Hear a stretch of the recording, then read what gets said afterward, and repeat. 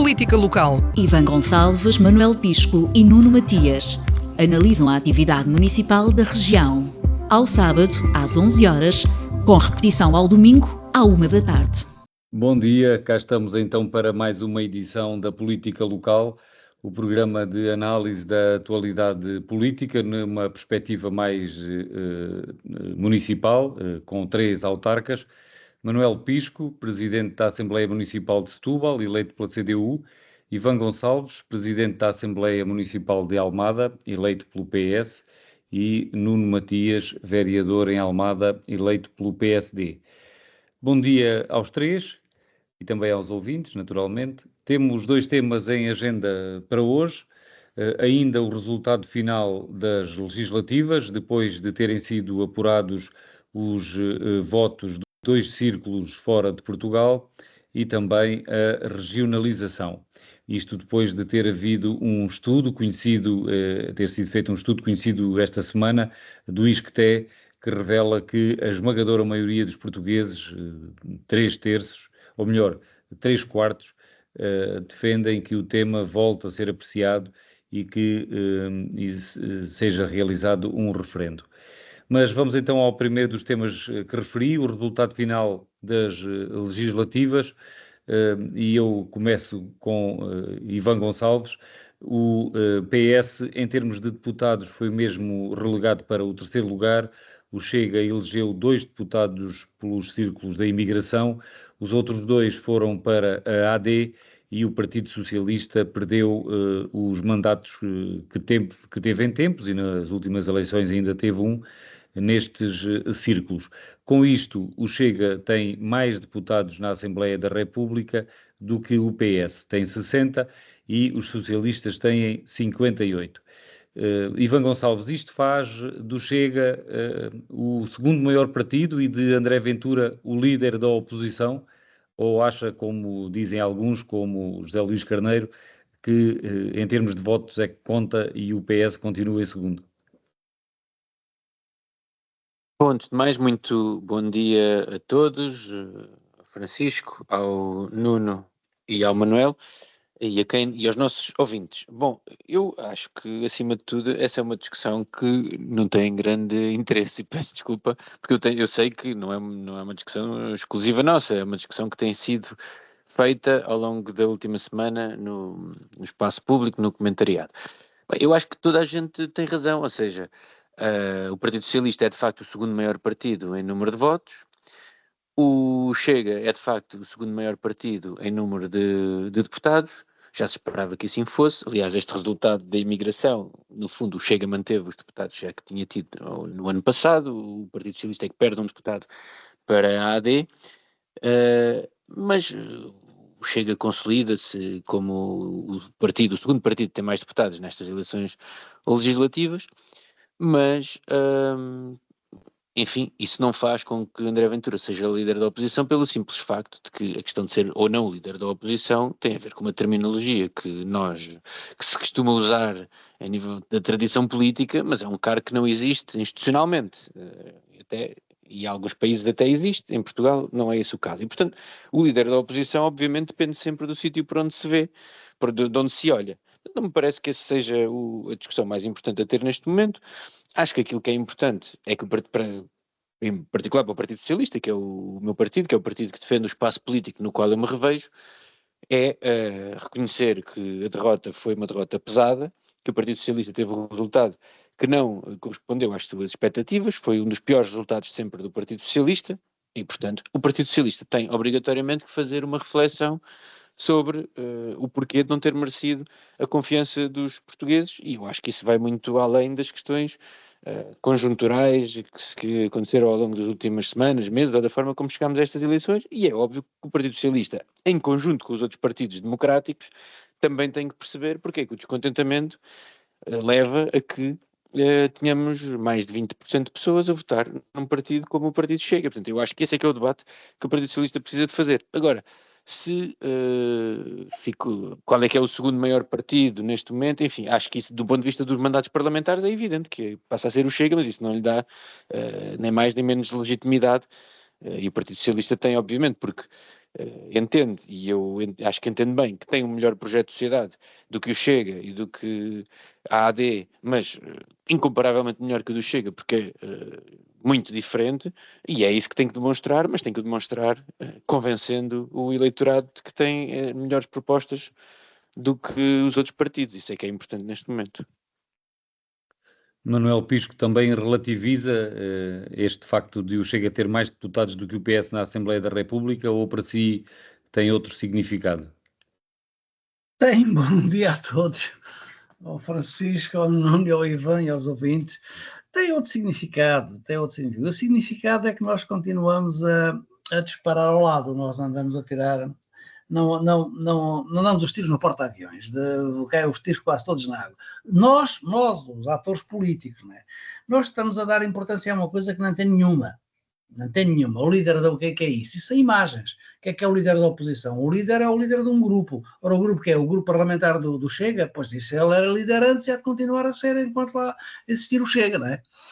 O líder do Partido Socialista era o líder da oposição? Não. É o líder se houver um grupo de áreas partidárias que aceita a liderança de um determinado grupo por ser o mais votado ou por haver alguma consensualização dessa liderança. Para o resto, isso não quer dizer coisa nenhuma.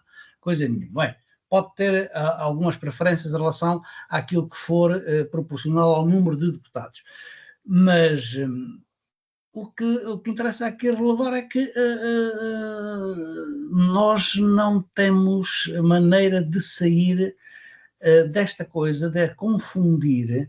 Agora, a referência àquilo que o Ivan estava a dizer, de confundir as nossas propostas de cada partido, cada força política que vai a votos, as nossas propostas, o nosso projeto de sociedade, com uma coisa que é diversamente entendida pela população, pelo eleitorado, como eles estão a disputar lugares de poder. Os partidos estão a disputar lugares de poder.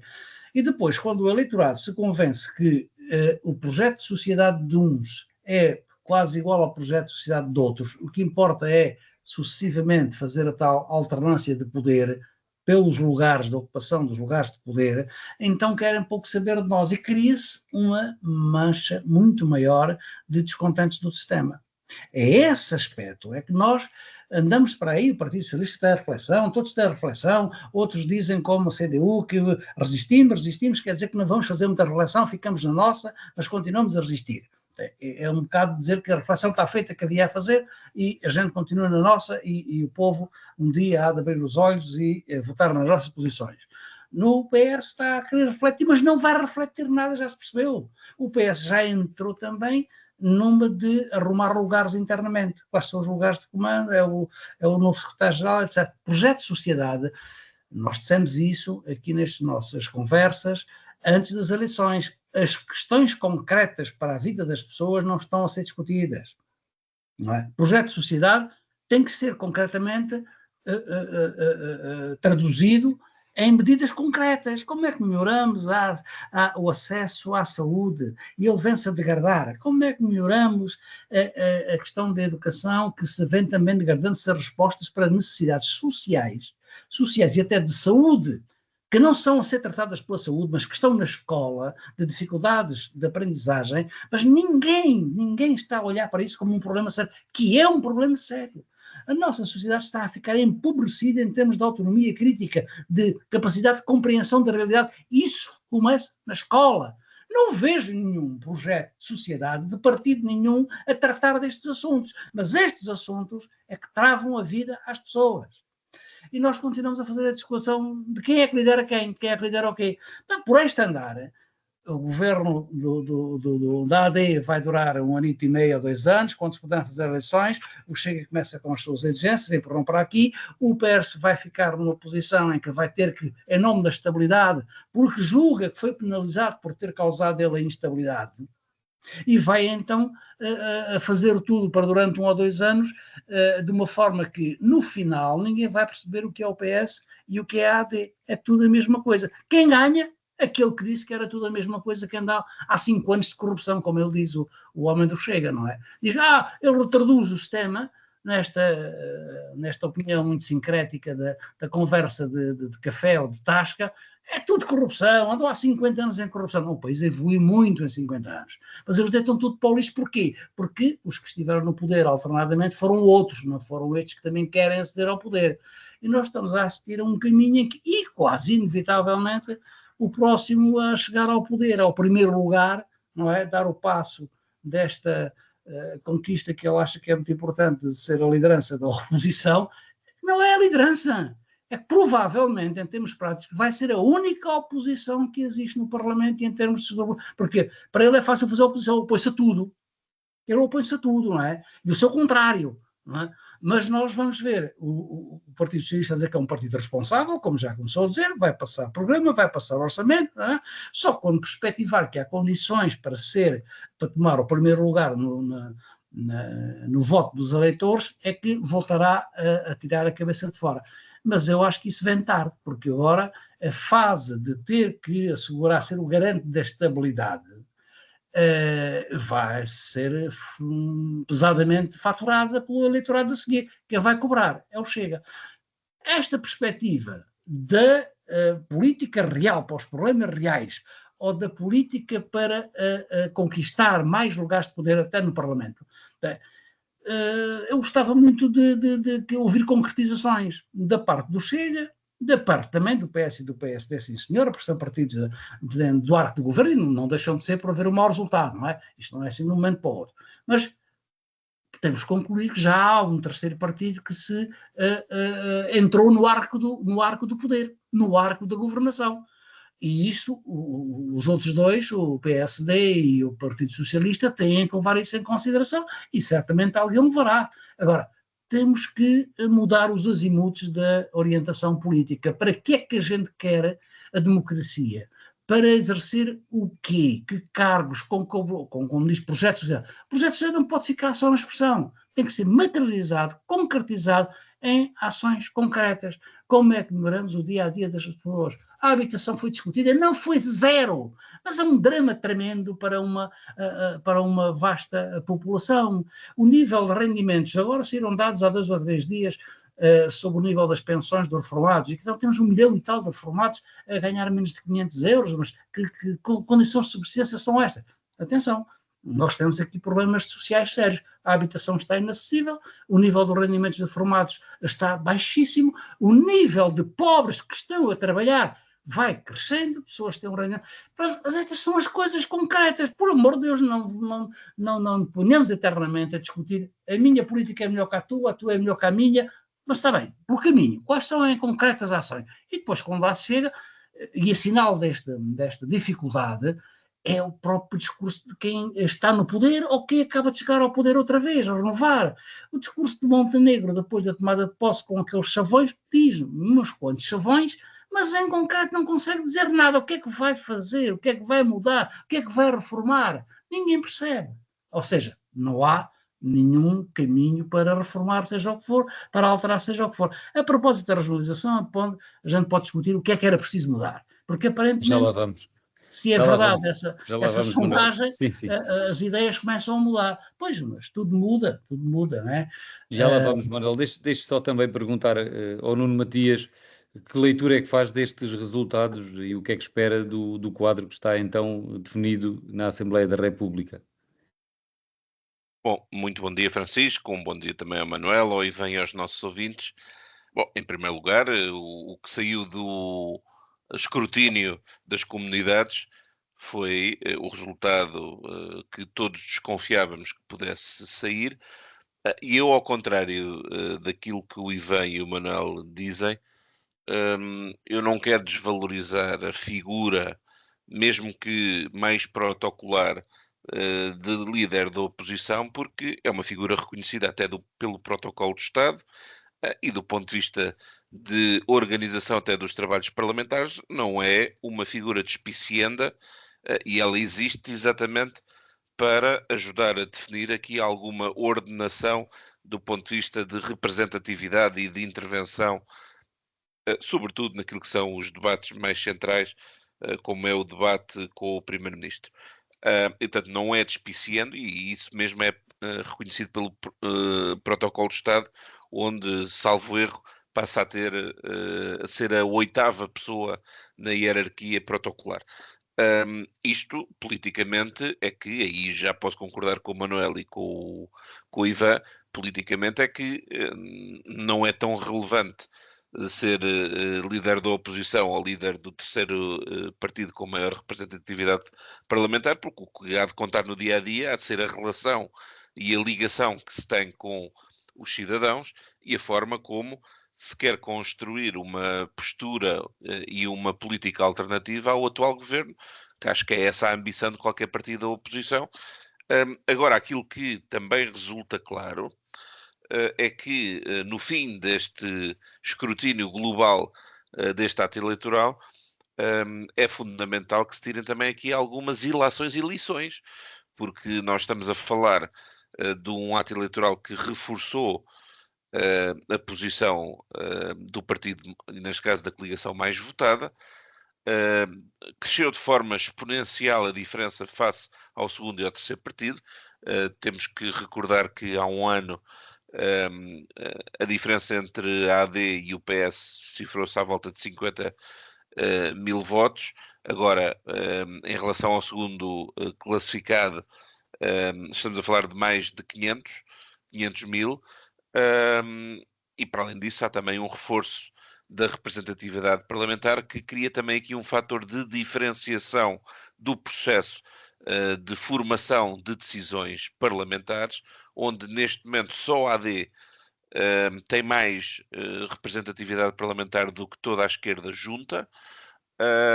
E isto não significa que, não havendo também necessariamente uma maioria parlamentar, e mesmo que houvesse, penso que o espírito nunca devia ter sido outro, ou nunca devia ser outra à prática, que não fosse não deixar de ter portas abertas ao diálogo com todas as forças que legitimamente foram eleitas por decisão dos portugueses e dos eleitores, mas não deixar também de fazer algo que eu já disse aqui várias vezes no programa, que é o Chega tem que ser tão escrutinado como os outros partidos e não pode estar a salvo dessa análise e desse escrutínio, que foi isso que, na minha humilde opinião, o tem salvaguardado de alguns dissabores aos olhos dos eleitores e dos cidadãos, porque vimos isso, se calhar, o ano passado, numa primeira fase em que se começou a fazer esse escrutínio mais objetivo, e depois,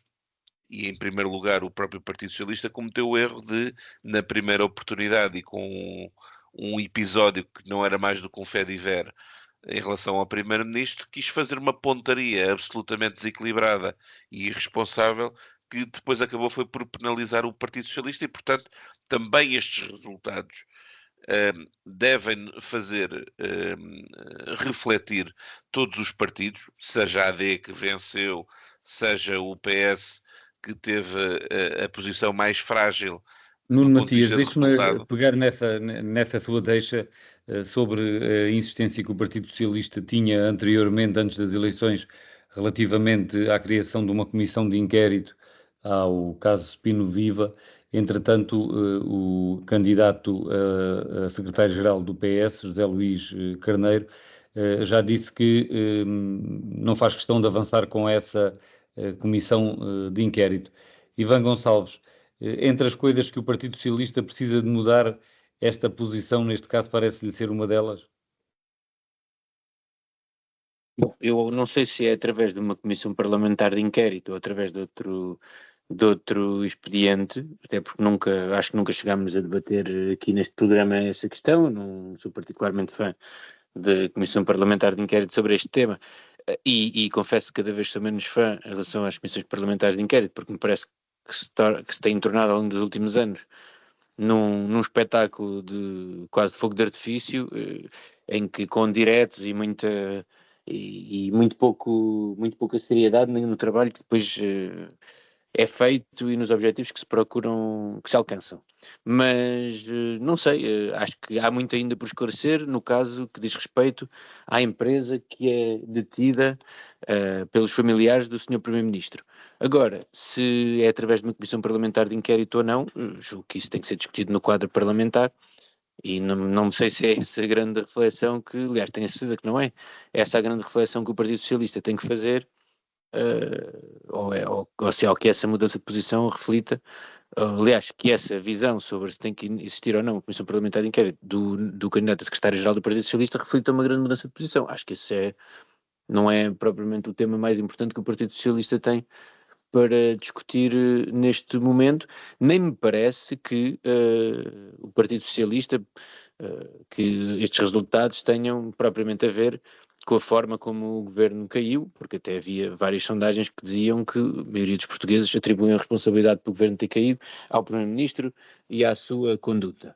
Acho que a questão é diferente dessa, é mais profunda que essa, e portanto não atribuo assim uma importância tão grande é essa questão que tenha levado ao resultado. Eu acho que o problema fundamental tem a ver com alguma desilusão que a maioria dos portugueses sentem em relação aos partidos que têm governado o país nos últimos 50 anos e a forma como penalizaram, dentro daqueles que não sentem essa desilusão, como decidiram privilegiar alguma estabilidade, ou preferiram, se assim quisermos, Luís Montenegro como Primeiro-Ministro e o PSD para governar. Acho que isso é evidente, mas não me parece que a questão fundamental tenha sido aquilo que se passou ao longo dos últimos meses, porque isso, no limite, até seria mau para os dois partidos, tomando como boa a visão do Nuno Matias de que o Partido Socialista foi muito penalizado por ter feito cair o governo. Então, quer dizer, eu acho que nenhum português gostou de ver a forma como o PSD e a AD também se portou Ivan, nestes últimos meses. Se me permites, eu não consegui concluir, porque naturalmente o Francisco, com a prerrogativa que tem, quis introduzir aqui uma nuance. Eu não estava a dizer que foi única e exclusivamente isso, eu iria complementar com o facto de ter havido durante 11 meses um governo que procurou governar para as pessoas e tentar melhorar as condições de vida da sociedade em geral, desde as empresas às famílias e às classes profissionais que dentro da administração pública prestam serviços que são fundamentais para a sociedade e onde se criou algum clima de estabilidade social e isso naturalmente é também uma lição que, independentemente do resultado que cada um tenha tido no dia 18 de maio, deve servir de bitola para aquilo que é a nossa conduta. E, aliás, se me permites, o próprio candidato José Luís Carneiro, agora a secretário-geral do Partido Socialista, disse-o, e parece-me aí com a maior clareza possível, que foi, bom, se está a ocorrer neste momento uma investigação sobre o tema liderado pelo Ministério Público, faz sentido haver uma comissão de inquérito. Não é que ela não possa existir, como o Ivan está a dizer e bem, às vezes pode se transformar mais num palco espetáculo do que noutra coisa, mas ela pode existir, naturalmente. Agora, na minha humilde opinião, não vai acrescentar absolutamente nada e acho que aí o Zé Luís Carneiro esteve muito bem a sinalizar, bom, se está a ocorrer uma investigação, se ela chegar à conclusão que houve alguma espécie de irregularidade, parece-me que é evidente que não houve, mas se chegasse a esse ponto, naturalmente depois haveria as consequências naturais para o esclarecimento cabal dessa mesma investigação. Ora, o que está aqui em causa é exatamente, nós temos que aprender com o facto de que para o cidadão, isto também pode entroncar na questão da revisão constitucional, o cidadão quando acorda tem um conjunto de preocupações que se calhar passam perfeitamente ao lado daquilo que é muitas das vezes aquilo que é o diretório partidário que tenta fazer aqui alguma comunicação para criar uma espécie de buzz. Mas isso na realidade para o comum dos cidadãos que quando acorda quer haver problemas resolvidos, não lhe interessa absolutamente nada. E todos nós, seja quem venceu, seja quem perdeu, tem que aprender um pouco isto. E por isso é que eu digo, aqui um conjunto de formas de estar e de fazer política tem que incluir também o Chega do ponto de vista de escrutínio para que não se pense que são os partidos tradicionais que têm vícios, porque nós vimos 15 dias em 2025 quando começou aqui uma série de escrutínio a vários dirigentes do Chega com vários problemas judiciais, que se calhar aquilo que eles criticam a terceiros, bom, há de forma se calhar desequilibrada e desproporcionada por comparação muito mais no Chega do que existem nesses partidos chamados mais tradicionais e que contêm mais vícios, segundo a opinião de André Ventura. E, portanto, este escrutínio é que deve existir, sem prejuízo também não dever ser o alfa e o ômega da ação política, porque aquilo que nos deve preocupar a todos, seja quem ganhou, seja quem perdeu, é procurar conduzir a sua ação política para melhorar a vida das pessoas. Manuel Pisco, também para concluir esta segunda Mas ronda sobre já este agora, tema. Francisco, Sim, deixe-me só, porque eu sim, estava, Ivan, sim. não interrompeu-me e foi para concluir o raciocínio, não tem problema nenhum, mas já agora também para eu concluir o meu. Eu acho que aquilo que se conclui fundamentalmente destas eleições é que os portugueses, ou aliás, a generalidade dos portugueses que se revêem no status quo, na forma como o país tem sido governado ao longo dos últimos 50 anos, privilegiaram a AD, eu acho que muito mais pelo facto de entenderem que um ano não foi suficiente. Não acho, é óbvio, não tenho uma visão muito otimista daquilo que foi este ano de governo, não me parece, acho que os portugueses no fundo o que quiseram foi dar o benefício da dúvida ao atual governo. Agora, o problema principal, e isso é um problema que não é só do Partido Socialista, porque é um problema também da AD, porque eu acho que já disse isto na semana passada, mas esta é uma das vitórias mais curtas de sempre de um partido que vence umas eleições, ou seja, a percentagem do partido vitorioso, a do ano passado tinha ideia que era das mais baixas, tirando 1985 em que o PSD vence por menos de 30%, salvo erro, foi o que aconteceu há um ano atrás, agora o PSD sai reforçado, portanto no limite será talvez a terceira vitória mais pequena de um partido que vence. Mas eu acho que o que nos deve preocupar a todos é o facto de existirem 22% de pessoas que votam num partido que tem uma retórica, pura e simplesmente, de destruir o sistema. E, portanto, é sinal, como o Manuel Pisco dizia muito bem, e eu nessa parte concordo, que os ditos partidos tradicionais têm que perceber que têm que dar outra atenção àquilo que são os chamados problemas das pessoas. Agora, mesmo para terminar, sobre a questão da revisão constitucional, acho que é um bocadinho diferente. Obviamente a maior parte dos portugueses não acorda e não se deita a pensar na Constituição, mas também cabe a esses diretórios partidários, como chamou o Matias, terem a responsabilidade e estarem à altura dos momentos históricos. E, portanto, a Constituição é um documento muito sério e estrutural da nossa vida comum. E, portanto, qualquer alteração que seja feita tem que ser feita com muita responsabilidade e ponderação e não embarcando em maiorias conjunturais que possam perverter e prejudicar as próximas gerações de portugueses. Porque é isso que está em causa quando se fala de alterar um documento como a Constituição da República. Manuel Pisco, ainda quer acrescentar alguma coisa sobre este tema do pós-eleições ou podemos avançar para a regionalização? Não, eu só queria bater na mesma tecla, por Bater outras na mesma palavras. tecla. Bater na mesma tecla, por outras palavras. Os tais diretórios partidários, como não estava a dizer,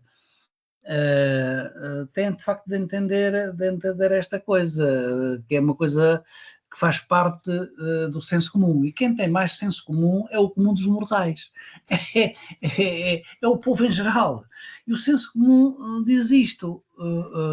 Eu já aqui uma vez o disse e tenho dito isso outras vezes. Se isto foi uma estratégia do PSD, foi muito bem pensado. Porque o que Luís Montenegro quis fazer e avançou foi com um plebiscito à sua situação pessoal como primeiro-ministro. Ele é penalizado com aqueles problemas da Spinum Viva ou não é? E o tal senso comum diz, ele sabe que está alavancado em 3 ou 4 medidas que vai faturar a seguir nas eleições. E quanto mais cedo as tivesse, mais cedo faturava. Foi, de facto, uma mexida nas pensões de reforma, que deu alguns acréscimos, ainda com algumas piruetas, como aquela história da redução ali do IRS e algumas coisas, umas antecipações e tal, bem, mas teve algum efeito que as pessoas sentiram no bolso e resolveu meio dúzia de casos de corporações.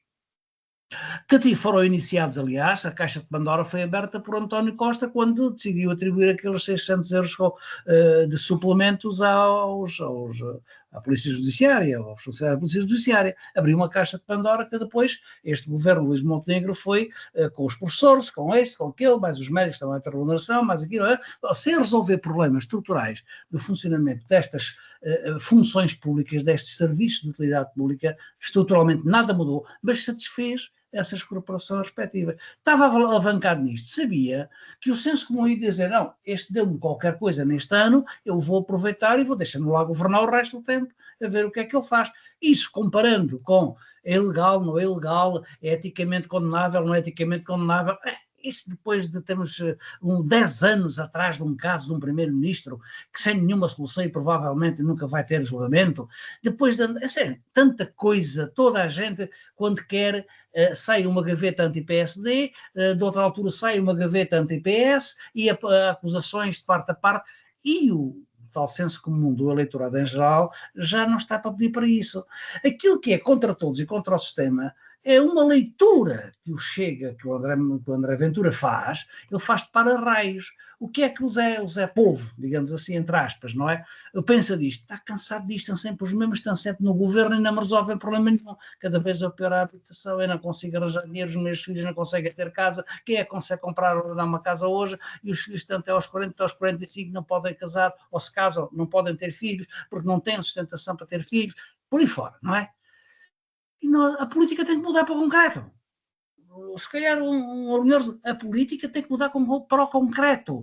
Agora, este mudança para o concreto, em relação ao futuro imediato, tem um grande problema no nosso quadro político, que é qual é que vai ser o tratamento que se vai ser dado ao Chega. Se repararam, todos reparamos certamente, nestes poucos dias em que ele se sentiu o líder da oposição, parece que é logo um partido do sistema. Parece que é logo, posiciona-se logo como um partido do sistema.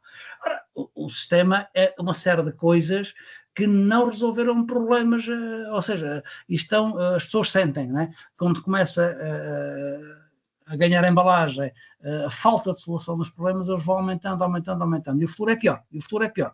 Então, há coisas que devem mudar de raiz. Alguém mexe no sistema de justiça? Não. O senso comum já entendeu. Os polícias não são capazes, nem querem. Ou se querem, não são capazes. Ou se querem a incorporação, não muda nada na política, no sistema judicial. Há atores do sistema judicial, como os advogados, por exemplo, muitas vezes dizem o único prazo que é o da prescrição. O resto ninguém mais cumpre prazos. É um pormenor da questão. Mas a justiça faz-se tarde e a más horas. Mas depois também podemos comparar. Ainda agora há 2 dias saiu a notícia de que houve a condenação daquela pessoa que assaltou o Ministério da Administração Interna, julgo que foi da Administração Interna, e foi condenada em 6 anos porque roubou 2 computadores e um micro-ondas. 6 anos porque roubou 2 computadores e um micro-ondas. À primeira vista, eu não sei se é justo, não estou a ajuizar a sentença, mas à primeira vista isso parece um exagero. Se calhar roubou 2 computadores e um micro-ondas para ir vender porque precisava de substituir de qualquer maneira. Mas isto... ou seja, o crime contra a propriedade é altamente penalizado, mas os que enfim, embolsaram milhões e milhões e milhões, pelo menos é isso que estão acusados ou indiciados, prorrogam os julgamentos, prorrogam até serem idosos, até serem velhos, até serem décadas, Manuel, e chegam ao julgamento. Este é aquele avançar, sistema que tem que ser mudado. Senão ficamos sem tempo para a regionalização. Passamos então para esse segundo tema do programa de hoje. Um estudo do ISCTE revela que 3 em cada 4 inquiridos querem um novo referendo à regionalização. Este trabalho revela uma forte confiança dos cidadãos nas autarquias, defende a execução das políticas públicas através do poder local ou regional e confirma um apoio a um novo referendo sobre a regionalização. Este estudo indica que 71% das pessoas inquiridas consideram que a questão da regionalização político-administrativa que foi travada após o referendo de 1998 deve ser discutida de novo e 75% dos inquiridos defendem a realização de um novo referendo para se determinar se o processo deve ou não avançar. Eu começo agora por Nuno Matias. Nuno Matias, estes dados surpreendem-me por um lado e por outro indicam que o Governo deve ponderar, avançar com a criação das regiões administrativas?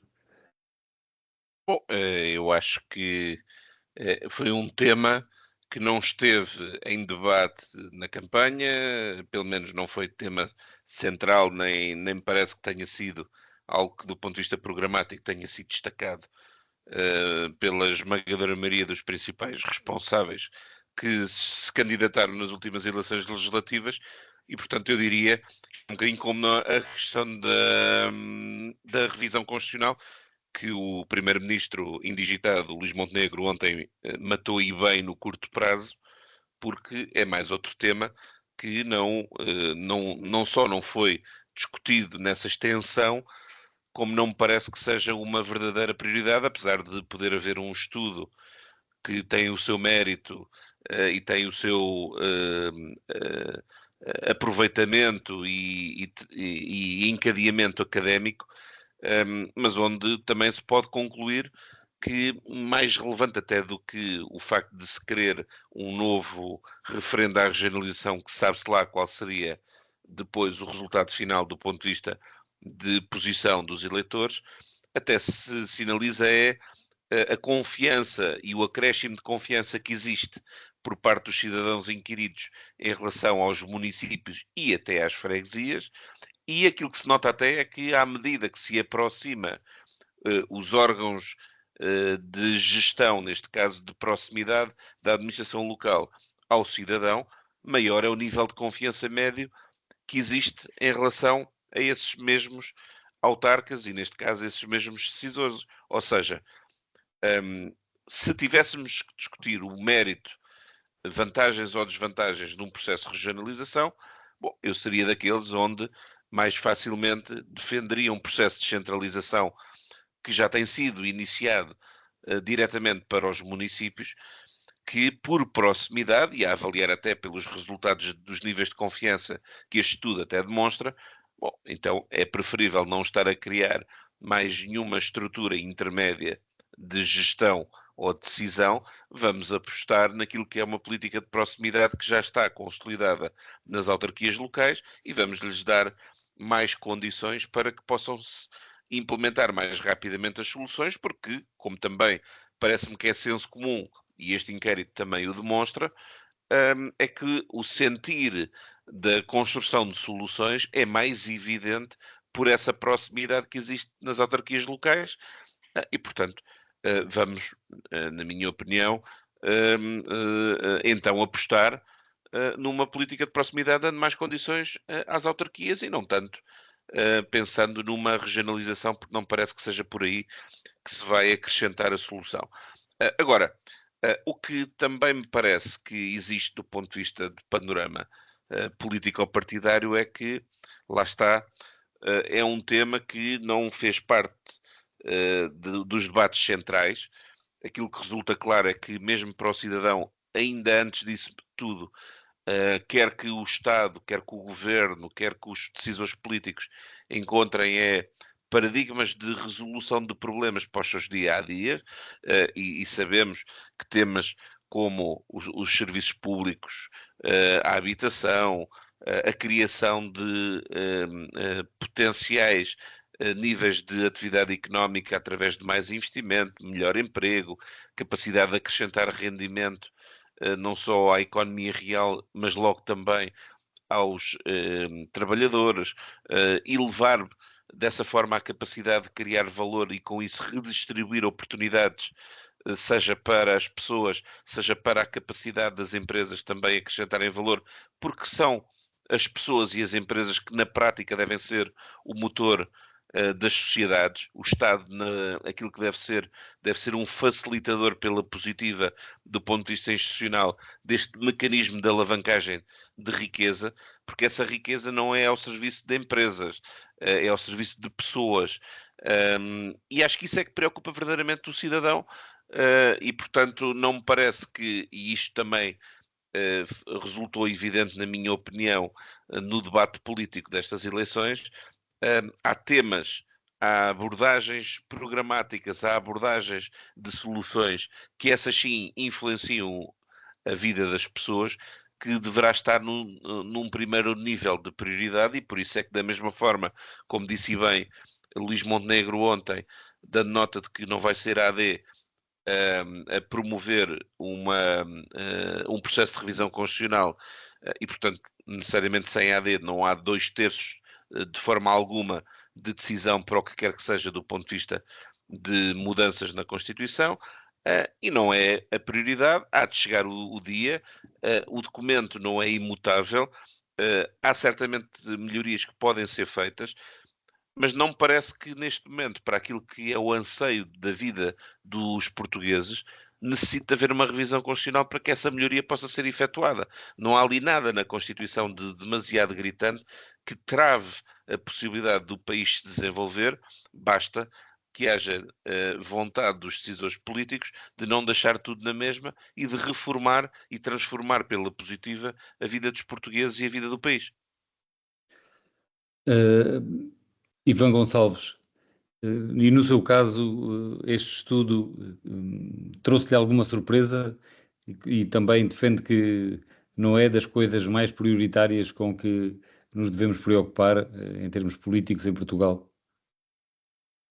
Bom, respondendo à sua primeira questão, Francisco, surpreendeu, claro, e tenho muitas dúvidas que se hoje fosse feito um referendo, os resultados fossem estes. E explico porquê. É que parece-me que este é um dos temas que é mais suscetível de ser utilizado demagogicamente, confundindo aquilo que é a criação de cargos e estruturas intermédias com as verdadeiras vantagens de regionalização, que até poderia permitir nós termos uma redução de cargos, se quisermos reduzir a coisa, por isso é essa visão muito simplista, porque a situação que temos hoje é a proliferação de estruturas intermédias dos diversos tipos e das diversas áreas setoriais que não têm nenhum escrutínio e com uma regionalização, ou pelo menos com uma regionalização, mas independentemente do modelo em que nós depois seguiríamos, seria possível, eu diria que manter os mesmos cargos, ou se calhar até reduzi-los, mas pelo menos aumentar o escrutínio sobre eles e garantir que o Estado era mais ágil no seu funcionamento. Agora, como isto é muito difícil de explicar, e hoje o tempo não está para que se perca mais de um minuto a explicar cada um dos temas, eu acho que dificilmente, acho que este tema é muito facilmente suscetível de ser contaminado por um discurso demagógico, como já foi há 30 anos atrás, quando se fez o referendo. Hoje, muito mais. E, portanto, se já foi assim há 30 anos, hoje eu acho que teríamos muito mais dificuldade em aprovar uma proposta para finalmente regionalizar o país, e isso tem que ser feito em referendo, porque é isso que prevê a Constituição.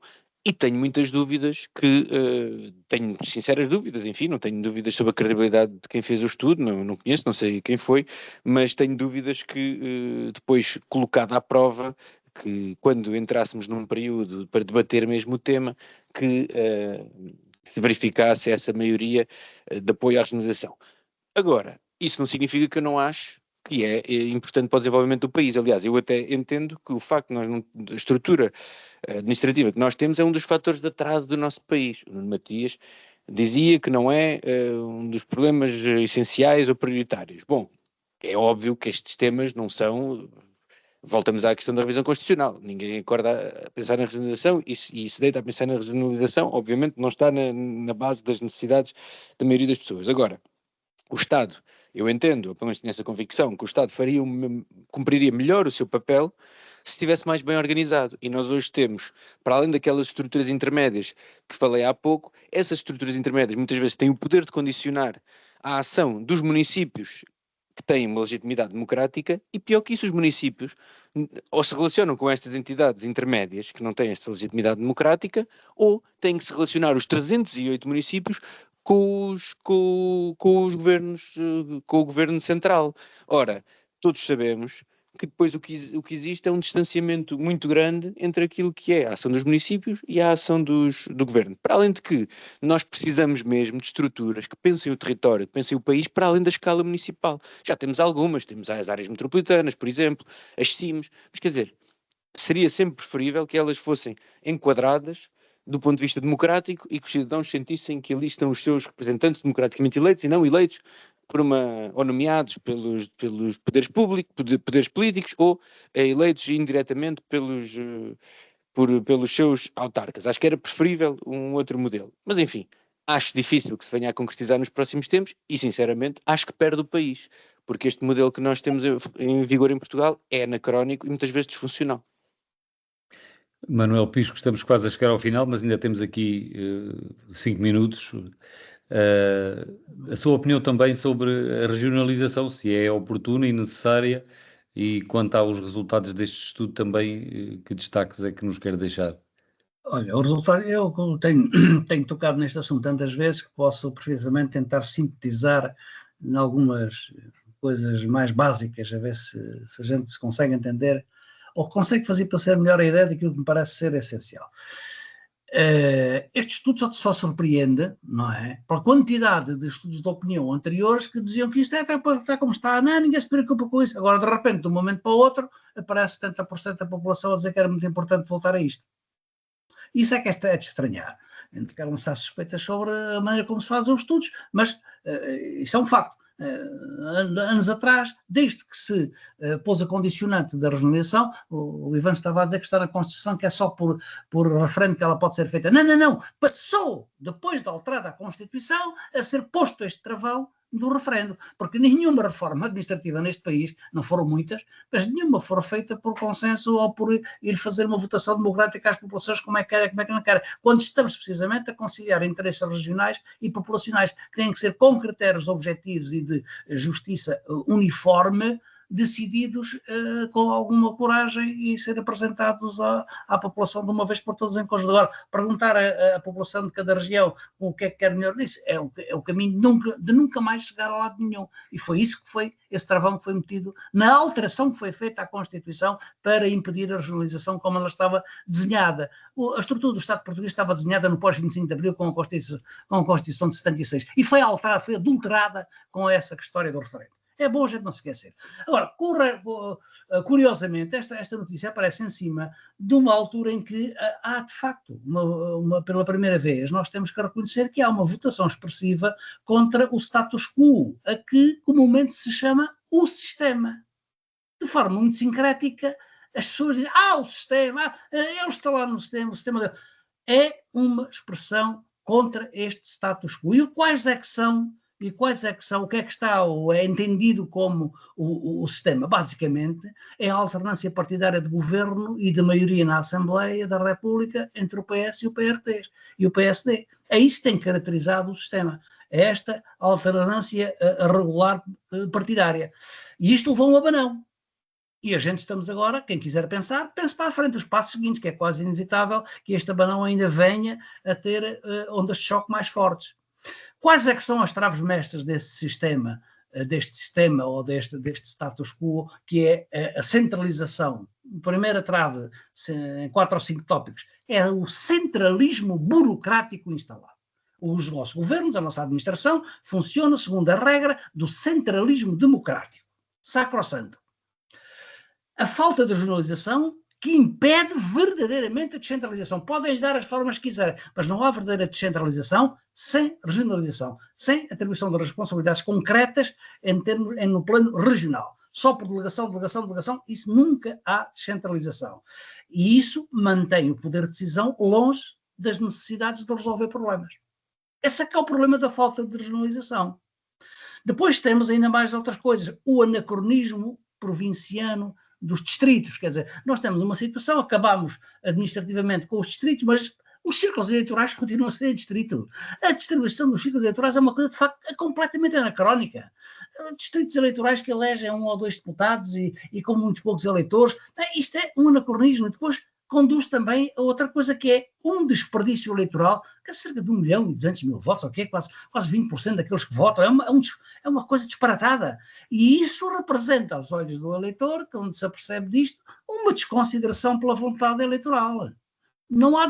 Mas, isto é observado há muito tempo, sabe-se que o sistema, né, o sistema da média mais alta de ontem, o sistema proporcional, da representação proporcional, tem estes defeitos.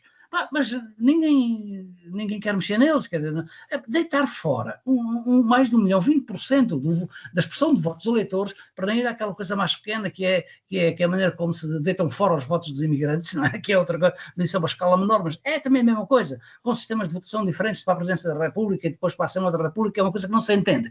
E isto tudo o eleitorado entende como falta de respeito. Não é? Falta de consideração pelo seu voto, pela sua decisão, entende que tem que delegar o poder quando vai votar, mas assim que acabou de pôr lá o voto na urna não tem mais poder nenhum, nem de reclamar, nem de conferir, nem de auscultar, nem de verificar, nem de fiscalizar se aquilo em que votou que depois vai ser cumprido ou não. Pois esta imperfeição do sistema eleitoral, depois condiz a uma coisa que também é, enfim, não é decisiva para coisa nenhuma se calhar, mas também é representativa. É que o sistema eleitoral, esta imperfeição do sistema proporcional, também leva a isto que acabou de acontecer, quer dizer, o partido que tem mais votos não tem mais deputados.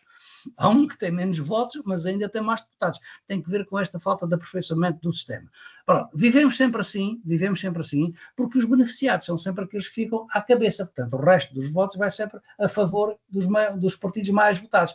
Mas isto o eleitorado entende. E, portanto, há parte do eleitorado que pode passar a vida inteira a votar de certa maneira que o seu voto nunca conta para nada. E isto tem que ser tratado.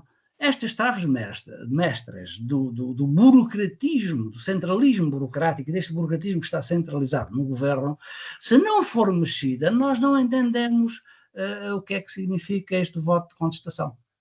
E a regionalização, para mim, é um sinal disso. Se não o conseguimos fazer, se o sistema político, se os partidos da área governativa não se conseguirem entender para identificar se há estes problemas a resolver, é isto a mudar o sistema fica imutável e não passa desta mudança de cadeiras. E é disso que as pessoas estão cansadas. Atenção, mudam as cadeiras, mas sentam-se sempre as mesmas pessoas. Nunca há lugar para os outros. Os outros nunca têm lugar. Depois tomam atitudes mais fora do sistema, que os que estão dentro lhe chamam fora do sistema, não é? Mas a regionalização, sim, é uma parte central. Somos capazes de fazer isso ou não?